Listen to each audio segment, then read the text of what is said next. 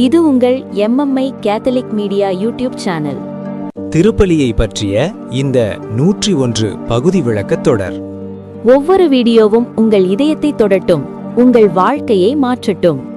இப்போது திருப்பலியின் ரகசியங்களை நோக்கி வீடியோவுக்குள் போகலாம். இப்போ கொஞ்சம் கற்பனை பண்ணி பாருங்களேன். நீங்க ஒரு மருத்துவமனைக்குள்ள நுழையறீங்க. அங்க என்ன இருக்கும்? எக்ஸ்ரே மிஷின் இருக்கும், ஆபரேஷன் தியேட்டர் இருக்கும், எங்கும் ஒரு விதமான மருந்து வாசனை வீசும் இல்லையா? ஆமா, கண்டிப்பா. அந்த கட்டடம் எதற்காக கட்டப்பட்டது அப்படிங்கறத அங்க இருக்கிற பொருட்கள் எந்த ஒளிவு மறைவும் இல்லாம ரொம்ப தெளிவா உங்க மூளைக்கு சொல்லிடும். உங்க மனசும் உடனே இது குணப்படுத்துறதுக்கான இடம் அப்படின்னு ஒரு முடிவுக்கு வந்துடும். உண்மைதான். இப்போ ஒரு பேங்க்குக்கு போனாலோ இல்ல ஒரு ஸ்கூலுக்கு போனாலோ கூட நிலைமை அப்படிதான் இருக்கும். அந்த கட்டடத்தோட உள்ளமைப்பு அதோட நோக்கத்தை சத்தமா கத்தி சொல்லும். பாத்தீங்கன்னா, மனிதர்களாகிய நமக்கு ஒரு இடத்தோட நோக்கத்தை உடனுக்குடன் இப்படி வகைப்படுத்துறது ஒரு விதமான பாதுகாப்பான உணர்வை தருது. கரெக்ட். ஆனா ஒரு கத்தோலிக்க திருச்சபைக்குள்ள, அதாவது ஒரு கேத்தலிக் சர்ச்சுக்குள்ள நீங்க நுழையும் போது அந்த ஒரு மெக்கானிக்கலான துல்லியம் அங்க வேலை செய்யாது. மையத்துல ஒரு பெரிய இயந்திரமோ இல்ல ஒரு பணப்பெட்டியோ இருக்காது. ஆமா, இருக்காது. மாறாக பல நேரங்கள்ல ஒரு சின்ன அழகான பெட்டி இல்லனா ஒரு அலங்கரிக்கப்பட்ட மேடை தான் உங்க கண்ணுல படும். அது என்ன, எதற்காக அது மையத்துல இருக்கு?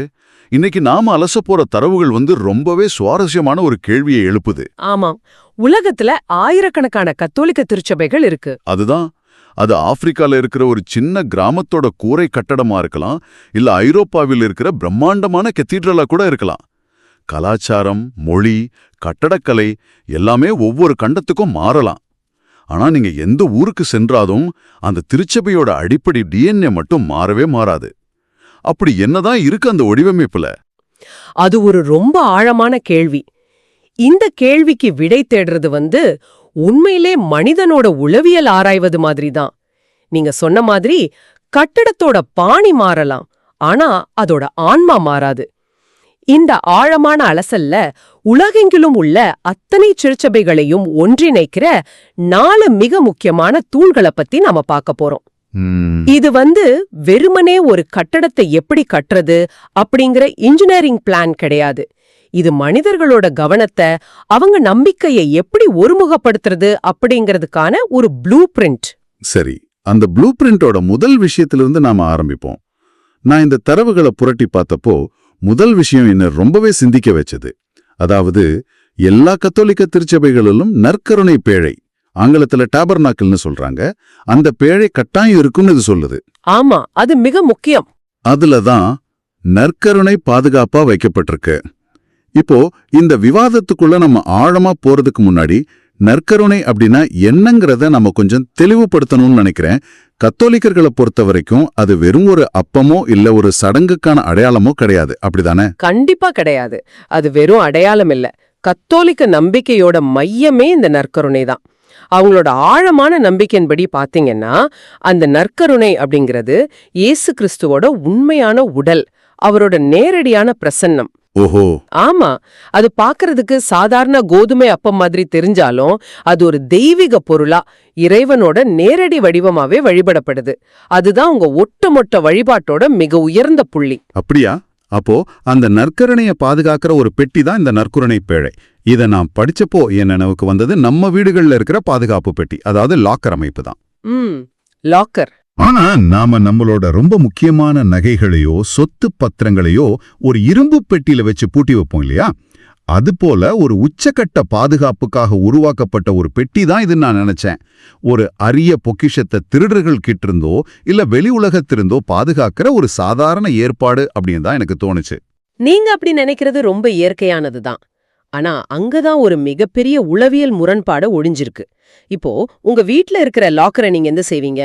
அத ஒரு பீரோக்குள்ள துணிகளுக்கு பின்னாடி யாருக்கும் தெரியாத ஒரு இருட்டான மூலையில மறைச்சு வைப்பேன். சரியா சொன்னீங்க. ஆனா திருச்சபையில இருக்கிற இந்த நற்கருணை பேழைய அவங்க ஒருபோதும் அப்படி மறைச்சு வைக்கிறதே இல்ல. அப்படியா? ஆமா, மாறாக அந்த ஒட்டுமொத்த கட்டிடத்தோட ஈர்ப்பு மையமாவே அதை வடிவமைக்கிறாங்க. ஒரு கத்தோலிக்க திருச்சபைக்குள்ள நுழையிற எந்த ஒரு நபரோட பார்வையும் அவர் விரும்பினாலும் விரும்பாவிட்டாலும் இயற்கையாகவே இந்த பேழையை நோக்கி ஈர்க்கப்படுற வகையில தான் அங்க இருக்கிற விளக்குகள், இருக்கைகள், கட்டிடக்கலை எல்லாமே அமைக்கப்பட்டிருக்கும். ஓ, அப்போ அது வெறுமனே பாதுகாக்கிறதுக்காக மட்டும் இல்லாம மக்களோட ஒட்டுமொத்த கவனத்தையும் ஈர்க்கறதுக்காக அப்படின்னு சொல்றீங்களா? ரெண்டுமே தான். அது அந்த புனித பொருளை பாதுகாக்குது, ஆனா அதே சமயம் இங்கதான் இந்த இடத்தோட இதயம் துடிக்குது அப்படின்னு எந்தவித சமரசமும் இல்லாம வெளிப்படையா அறிவிக்குது. அது ஒரு சாதாரண மரப்பெட்டியோ இல்ல உலோக பெட்டியோ கிடையாது. மனித உடலுக்கு இதயம் எவ்ளோ முக்கியமோ அதுபோல அந்த கட்டடத்துக்கு அந்த பேழை தான் இதயம். ஒரு காலியான திருச்சபைக்குள்ள நீங்க நுழைஞ்சா கூட அங்க ஒரு ஆழமான அமைதியையும் ஏதோ ஒரு பெரிய பிரசன்னத்தையும் நீங்க உணர்வீங்க. அதுக்கு காரணம் என்னன்னா அந்த இடத்தோட மையப்புள்ளி மிக தெளிவா வரையறுக்கப்பட்டிருக்கிறது தான். அதாவது நம்ம மூளைக்கு தெரியும் இந்த அறை காலியா இல்ல, இதுக்கு என்ன ஒரு மையம் இருக்கு அப்படின்னு. எக்ஸாக்ட்லி. நான் இப்போ ஒரு பெரிய தியேட்டருக்குள்ள நுழையறத யோசிச்சு பாக்குறேன். அங்க படம் ஓடலனாலும் சரி, ஸ்கிரீன் காலியா வந்தாலும் அத்தனை நாற்காலிகளும் அந்த திரையை நோக்கி அமைக்கப்பட்டிருக்கும். அந்த திரை தான் மையம் அப்படிங்கிறது நம்ம மூளைக்கு உள்ள நுழைஞ்ச உடனே புரிஞ்சிடும். ஆமா. ஆனா ஒரு திருச்சபையில அந்த நற்கரணை பேழை வெறும் ஒரு காலியான திரை கிடையாது. அது எதையோ தனக்குள்ள உயிருடன் தாங்கி நிக்குது. அதுதான் அந்த இடத்தோட தொடர்ச்சியான புனித தன்மைக்கு காரணம். எந்த ஒரு சடங்கு நடக்காத செவ்வாய்க்கிழமை மதியத்துல நீங்க அங்க போனாலும் அந்த இடம் உங்களுக்கு ஒரு உணர்வை கடத்துது. அந்த தியேட்டர் ஒப்பீடு ரொம்ப சிறப்பானது. ஆனா தியேட்டர்ல நாம ஒரு மாயைய காண போறோம். இங்க பாத்தீங்கன்னா மக்கள் ஒரு நிஜமான தொட்டு உணரக்கூடிய பிரசன்னத்துக்காக வராங்க. அந்த நற்கரணை பேழை அமைதியா இருந்தாலும் அது அந்த அறை முழுக்க ஒருவித அதிர்வ, ஒரு புனிதத்தன்மைய பரப்பிக்கிட்டே இருக்கு. அது பார்வையாளர்களை அமைதியாக்குது. சரி, அந்த அமைதியான மையத்திலிருந்து கட்டணம் எப்படி மக்கள் கூட உரையாடுது அப்படிங்கிற அடுத்த பகுதிக்கு நம்ம வருவோம். நற்கரணை பேழை அப்படிங்கிறது ஒரு பொருள் பாதுகாக்கப்படுற இடம். ஆனா மனிதர்களுக்கு வெறும் அமைதி மட்டும் பத்தாதே. ஆமா, கண்டிப்பா பத்தாது. அவங்களுக்கு செயல்பாடுகள் தேவைப்படுது இல்லையா? இங்கதான் மத்த 2 முக்கிய கூறுகள் வருது. வாசிப்பு மேடை, இத ஆம்போன்னு சொல்றாங்க. அப்புறம் பீடம், அதாவது ஆல்டர். நற்கரணை பேழையை நாம இதயத்தோட ஒப்பிட்டோம். இப்போ இந்த வாசிப்பு மேடையையும் பீடத்தையும் திருச்சபையோட குரலும் கைகளும் அப்படின்னு சொல்லலாமா? ஏன்னா மேடையில வார்த்தைகள் ஒலிக்குது, பீடத்துல சடங்குகள் நிகழுது. வாவ், அது மிக அருமையான ஒரு உருவகம், குரலும் கைகளும். ஆனா இது மனித உளவியலோடு நம்ம கொஞ்சம் ஆழமா பொருத்தி பார்க்கணும். திருச்சபையில ஏன் 2 தனித்தனி இடங்கள் இருக்குன்னு நீங்க எப்பவாவது யோசிச்சிருக்கீங்களா? உண்மையை சொல்ல போனா அதுதான் இப்போ என் கேள்வியும். நான் ஒரு டெட் டாக் கேட்க போறேன், இல்ல ஒரு மாநாட்டுக்கு போறேன்னு, அங்க ஒரே ஒரு மேடை தான் இருக்கும். ஆமா. பேசுபவர் மையத்துல நிப்பார், அத்தனை பேரோட கவனமும் அவர் மேலதான் இருக்கும். அது ரொம்ப எளிமையான நேரடியான ஒரு கட்டமைப்பு. ஆனா திருச்சபையில மட்டும் ஏன் 2 மையங்கள்? வாசிப்பு மேடைன்னு ஒன்னு தனியா இருக்கு, பீடம்னு ஒன்னு தனியா இருக்கு. ஒரு நிகழ்வு இங்கேயும் இன்னொரு நிகழ்வு அங்கேயும் நடப்பது அங்க வர்ற மக்களோட கவனத்தை சிதறடிக்காதா? ஒரே இடத்துல எல்லாத்தையும் செஞ்சிடலாமே. இது ரொம்ப தர்க்க ரீதியான ஒரு கேள்விதான். ஆனா கவனத்தை சிதறடிப்பதற்கு பதிலா மனித மூளை தகவல்களை எப்படி உள்வாங்குது அப்படிங்கிற ஆழமான புரிதலை தான் இந்த வடிவமைப்பு காட்டுது. மனிதர்களாகிய நாம எதையும் ஒரே பரிமாணத்துல புரிஞ்சுக்கிறதில்ல. இப்போ அந்த வாசிப்பு மேடை ஆம்போ இருக்கு இல்லையா, அது முற்றிலுமா அறிவு மற்றும் செவிப்புலன் சார்ந்த ஒரு மையம். அங்கதான் வேதங்கள் வாசிக்கப்படுது, பிரசங்கங்கள் செய்யப்படுது. உங்க மூளையோட சிந்தனை பகுதியை தூண்டுற இடம் அது. அதாவது அது நம்மளோட லாஜிக்கல் மற்றும் மொழியியல் திறன்களோடு பேசுது. ஒரு கதையை கேட்கும்போது மூளை ஒரு விதமா வேலை செய்யும் அல்லவா? ஆமா, சரியா சொன்னீங்க. செவி வழியா கேட்கப்படுற வார்த்தைகள் நம்ம கற்பனையை தூண்டுது. ஆனா வெறும் வார்த்தைகள் மட்டுமே மனிதனோட ஆழமான ஆன்மீக தேடலை பூர்த்தி செஞ்சிடாது. ஆமா, மனிதர்கள் உடல் சார்ந்த உயிரினங்கள். நமக்கு கண்களால் பார்க்க, உடலால் உணர ஒரு செயல் தேவைப்படுது. அதற்கான இடம்தான் இந்த பீடம், அதாவது ஆல்டர். வாசிப்பு மேடையிலிருந்து கிடைக்கிற அந்த அறிவுரைகள் இல்லனா கதைகள் பீடத்துல ஒரு நேரடி செயலா, ஒரு சடங்கா மாறுது. ஆஹா, எனக்கு இப்ப ரொம்ப தெளிவா புரியுது. வாசிப்பு மேடையிலே வெறும் வார்த்தையா இருந்தது, பீடத்துல ஒரு செயலா இல்லனா பலியா உருமாறுது. ஒரு நாடகத்துல காட்சி மாறுற மாதிரி மக்களோட கவனம் காதுகள்ல இருந்து கண்களுக்கு, சிந்தனையில இருந்து செயலுக்கு இயற்கையாகவே இடமாற்றம் அடையுது. மிகச்சரியா சொன்னீங்க. இது கவனத்தை சிதறடிப்பது கிடையாது, மாறாக இது ஒரு பயணம். உங்க மூளை ஒரே இடத்துல ஒரே விஷயத்த கேட்டுக்கிட்டே இருந்தா கொஞ்ச நேரத்துல போர் அடிச்சிடும், சலிப்படைஞ்சிடும். உண்மைதான். இந்த கட்டிடக்கலை உங்களை முதல்ல வாசிப்பு மேடையின் மூலமா சிந்திக்க வைக்குது. அப்புறம் உங்க கவனத்தை பீடத்தின் பக்கம் திருப்பி அந்த சடங்குல உங்களை முழுமையா பங்கேற்க வைக்குது. வாசிப்பு மேடையில தொடங்குற பயணம் பீடத்துல உச்சத்தை அடையுது. இது ஒரு முழுமையான உளவியல் வடிவமைப்பு. அப்போ அந்த வாசிப்பு மேடைக்கும் பீடத்துக்கும் நடுவுல இருக்கிற அந்த சின்ன இடைவெளி ஒரு ஆன்மீக பயணத்தோட பாதையா செயல்படுது. இது வெறும் பர்னிச்சர்கள் வைக்கப்பட்டுள்ள இடம் கிடையாது. மனித மனதை ஒரு கட்டத்துல இருந்து இன்னொரு கட்டத்துக்கு நகர்த்துற ஒரு கருவி போல இது செயல்படுது. அந்த நகர்வு தான் வழிபாட்டோட அடிப்படையே. வாசிப்பு மேடை அப்படிங்கிறது தத்துவத்தை போதிக்கும் இடம்னா, பீடம் அப்படிங்கிறது அந்த தத்துவத்தை வாழும் அனுபவமா மாற்ற இடம் குறிக்குது. அதே சமயம் ஒரு பலிபீடத்தையும் குறிக்குது. அங்கதான் நம்ம முன்பே பேசின அந்த நற்கருணை சடங்கு நிகழுது. அதனால வாசிப்பு மேடை ஒரு குரலா ஒலிக்க, பீடம் செயலுக்கான களமா எப்போதுமே இயங்கிக்கிட்டே இருக்கு. இது கேட்கறதுக்கே மிக அற்புதமா இருக்கு. நாம இதுவரை நற்கருணை பேழை, வாசிப்பு மேடை, பீடம் அப்படின்னு உள்ள இருக்கிற குறிப்பிட்ட அமைப்புகளை பத்தி பேசணும்.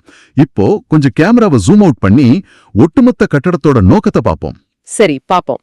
இந்த கட்டடங்கள் சாதாரண செங்கற்களால் கட்டப்பட்டிருந்தாலும் இவை கடவுளுக்காக அர்ப்பணிக்கப்பட்ட ஒரு புனிதமான இடம், அதாவது கான்செக்ரேட்டட் சேக்ரெட் ஸ்பேஸ் அப்படின்னு நமது தரவுகள் ரொம்ப ஆணித்தரமா சொல்லுது. இந்த அர்ப்பணிக்கப்பட்ட அப்படிங்கிற ஒற்றை வார்த்தை எனக்குள்ள நிறைய யோசனைகளை உருவாக்குது. அந்த வார்த்தையோட உளவியல் எடைய நம்ம முழுமையா புரிஞ்சுக்கணும். ஒரு இடத்தை அர்ப்பணிக்கப்பட்ட இடம்னு சொல்றதன் மூலமா மனிதர்கள் என்ன சாதிக்க முயற்சி பண்றாங்கன்னு நீங்க நினைக்கிறீங்க? எனக்கு தோணுவது இதுதான். அன்றாட பயன்பாட்டிலிருந்து ஒரு இடத்தை முற்றிலுமா விலக்கி வைக்கிறது. ஒரு உதாரணத்தை சொல்றேன்.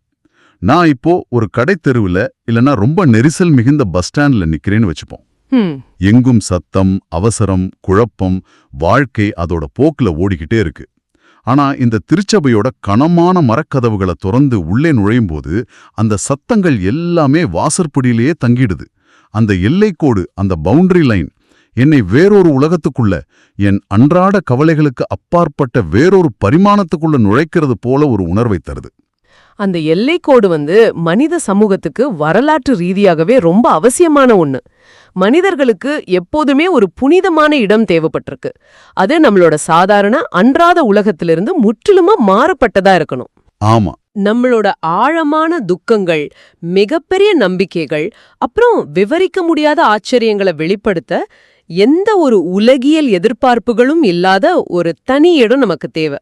ஒரு கட்டடம் அர்ப்பணிக்கப்பட்டிருக்கு அப்படின்னு சொல்லும்போது அது இனிமேல் வியாபாரத்துக்கோ அரசியலுக்கோ இல்ல சாதாரண பொழுதுபோக்குக்கோ சொந்தமானது கிடையாது அப்படிங்கறது சமூகம் தனக்குத்தானே உறுதி செய்து கொள்ளுது. ஆனா இங்கே எனக்கு ஒரு சின்ன சந்தேகம் வருது. கொஞ்சம் பொறுங்க. அன்றாட உலகத்திலிருந்து பிரிச்சு வைக்கப்பட்ட சத்தமில்லாத அமைதியான இடம்னா அது ஒரு மியூசியம் போலவும் இருக்கலாமே. ஏன்னா மியூசியத்துக்குள்ள நுழையும் போதும் நாம சத்தம் போடுறதில்ல, ரொம்ப பயபக்தியோட தான் அங்க இருக்கிற பழைய பொருட்களை பார்க்கறோம். அப்படி பார்த்தா திருச்சபையும் பழைய மரபுகளையும் சடங்குகளையும் பாதுகாத்து வைக்கிற ஒரு வகையான மியூசியம் தானா? மியூசியம் அப்படிங்கிற ஒப்பீடு ஆரம்பத்துல சரியா தோணுனாலும் அங்கதான் நீங்க ஒரு பெரிய உளவியல் தவற செய்றீங்க. மியூசியம் அப்படிங்கிறது இறந்த காலத்தை பாதுகாக்கிற இடம். அங்க இருக்கிற பொருட்களுக்கும் நமக்கும் எந்த நேரடி தொடர்பும் கிடையாது. ஆமா, தொடாதீங்கன்னு போர்டு வச்சிருப்பாங்க. சரியா சொன்னீங்க. நாம வெறும் பார்வையாளர்கள் மட்டும்தான். ஆனா ஒரு திருச்சபை அப்படிங்கிறது முற்றிலுமா மாறுபட்டது. நமது தரவுகள் ரொம்ப தெளிவா குறிப்பிடுது, இது மக்கள் வழிபடுவதற்காகவே உருவாக்கப்பட்டிருக்கு. ஓ, மியூசியத்துல நாம விலகி நிக்கணும், ஆனா திருச்சபையோட நோக்கம் மக்களை உள்ளே இழுக்கிறது. எக்ஸாக்ட்லி, சரியா பிடிச்சிங்க. இது கடவுளுக்காக அர்ப்பணிக்கப்பட்ட இடம்னா கூட இது கடவுள் மட்டுமே வசிக்கிற, மனிதர்கள் நுழைய முடியாத தனிமையான இடம் கிடையாது. மனிதர்கள் தங்களோட வாழ்வின் அத்தனை குழப்பங்களோடும் கண்ணீரோடும் சந்தோஷங்களோடும் வந்து கூடும் ஒரு இடம். அந்த மக்களோட குரல்களும் வேண்டுதல்களும் ஒலிக்கும் போதுதான் அந்த இடத்தோட உண்மையான நோக்கமே முழுமையடையுது. தெய்வீகமும் மனித சமூகமும் சந்திக்கின்ற, உரையாடுகின்ற ஒரு வாழும் பாலமா அந்த கட்டடம் செயல்படுது. கடவுளுக்காக ஒதுக்கப்பட்ட ஒரு வெற்றிடம் மனிதர்களோட பயன்பாட்டால மட்டுமே உயிர் பெறுது.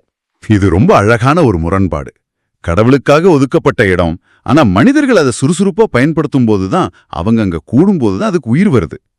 தனிமையிலோ வெற்றிடத்திலோ அதுக்கு என்ன தனி அர்த்தம் கிடையாது. மனிதர்களோட வழிபாடும் சடங்குகளும் தான் அந்த சுவர்களுக்கு ஜீவனை கொடுக்குது. ஆமா, 100% உண்மை. சரி, இந்த ஆழமான விவாதத்தை நாம இப்போ ஒருங்கு திரட்டுவோம்.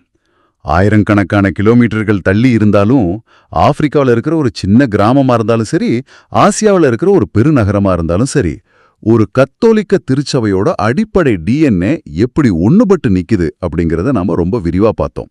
அந்த 4 அசைக்க முடியாத தூண்கள் என்ன? சொல்லுங்க. முதலாவது நற்கருணை பேழை. அந்த கட்டடத்தோட ஈர்ப்பு மையம், அந்த இடத்தோட புனிதத்தன்மையை பறைசாற்ற அமைதியான இதயம். இரண்டாவது வாசிப்பு மேடை. மனித சிந்தனையை தூண்டும் வார்த்தைகளோட பிறப்பிடம், திருச்சபையோட குரல். மூன்றாவது பீடம். வார்த்தைகள் செயலா சடங்கா மாறுற இடம், மக்களோட பார்வையை ஈர்க்கிற தளம். இறுதியாக அந்த முழு கட்டடமும் அன்றாட சத்தங்கள்லேருந்து பிரிக்கப்பட்டு கடவுளுக்கும் மனிதர்களுக்குமான சந்திப்பு புள்ளியா அமைக்கப்பட்ட புனிதமான இடம். வெளித்தோற்றத்துல பாத்தீங்கன்னா கட்டிடக்கலைகள்ல எவ்வளோ பிரம்மாண்டமான மாற்றங்கள் இருந்தாலும் ஒரு மனிதன் உலகத்தோட எந்த மூலைக்கு சென்றாலும் இந்த 4 கூறுகளும் அவனுக்கு பரிச்சயமான ஒரு மொழிய பேசுது. ஆமா, மொழியே புரியாத ஒரு புதுநாட்டுக்கு சென்றா கூட ஒரு கத்தோலிக்கர் திருச்சபைக்குள்ள நுழைஞ்சதும் அங்க எங்க பார்க்கணும், எங்க செயல் நடக்கும் அப்படிங்கறது அவரோட மூளைக்கு தானாகவே தெரிஞ்சிரும். அதுதான் இந்த வடிவமைப்போட மிகப்பெரிய வெற்றி. மனிதர்கள் தங்களுக்குள்ள எத்தனையோ வேறுபாடுகளை உருவாக்கிக்கிட்டாலும் ஆன்மீக கட்டமைப்புல அவங்க ஒரு பொதுவான மொழிய பேசுறாங்க அப்படிங்கறது இது ஆணித்தரமா நிறுவுது. நாம இந்த அனசரள தொடக்கத்துல மருத்துவமனையோட எக்ஸ்ரே மிஷினை பத்தி பேசணும். அதப்போலவே ஒரு திருச்சபைக்குள்ள இருக்கிற ஒவ்வொரு பொருளும் ஒரு ஆழமான நோக்கத்தை கொண்டிருக்கு அப்படிங்கறத நம்ம இன்னைக்கு புரிஞ்சுக்கிட்டோம். அவை மனிதர்களை ஆன்மீக ரீதியாக குணப்படுத்துற, சிந்திக்க வைக்கிற, அப்புறம் இணைக்கிற கருவிகளாகவே செயல்படுது. கட்டடங்கள் வெறும் சுவர்கள் கிடையாது, அவை மனித நம்பிக்கையோட உளவியல பேசுற அமைதியான சாட்சிகள். மிகச் சரியான வார்த்தைகள். இப்போ உங்களுக்கான ஒரு இறுதி சிந்தனையை முன்வைக்க விரும்புறோம். இந்த ஆழமான அலசலை கேட்ட பிறகு நீங்க அடுத்து எந்த ஒரு பொது கட்டடத்துக்குள்ள நுழையும் போதும், அது ஒரு பிரம்மாண்டமான கார்ப்பரேட் ஆபீஸா இருக்கலாம், ஒரு ஷாப்பிங் மாலா இருக்கலாம், இல்ல ஒரு பெரிய தியேட்டரா கூட இருக்கலாம், சற்று நின்னு அந்த இடத்தோட வடிவமைப்பை கவனிங்க. அந்த கட்டடத்தோட நற்கருணை பேழை எது? அதாவது அந்த கட்டடத்தோட ஒட்டுமொத்த ஈர்ப்பு மையம் எங்க குவிக்கப்பட்டிருக்கு? உங்களோட கவனம் எதை நோக்கி தள்ளப்படுது? அந்த மையப்பொருள். அங்க கூடும் மக்கள் உண்மையிலே எதை வழிபடுறாங்க அப்படிங்கறத பத்தி உங்களுக்கு என்ன சொல்லுது? பணத்தையா, நுகர்வு கலாச்சாரத்தையா, இல்ல கேளிக்கையா? அந்த கட்டடத்தோட ரகசிய குரல் உங்ககிட்ட என்ன சொல்லுது அப்படிங்கறத நீங்களே கேட்டு பாருங்க. அந்த விட கண்டிப்பா உங்களை ஆச்சரியப்படுத்தலாம். மீண்டும் ஒரு சுவாரஸ்யமான ஆழமான அலசலில் சந்திப்போம். MMI Catholic media YouTube channel வழங்கிய இந்த திருப்பலி 101 விளக்கங்கள் தொடர். இணைந்திருந்தமைக்கு நன்றி. இறைவன் உங்கள் உள்ளத்தையும் இல்லத்தையும் தம் அன்பாலும் அருளாலும் ஆசியாலும் இன்றும் என்றும் நிரப்புவாராக. ஆமீன்.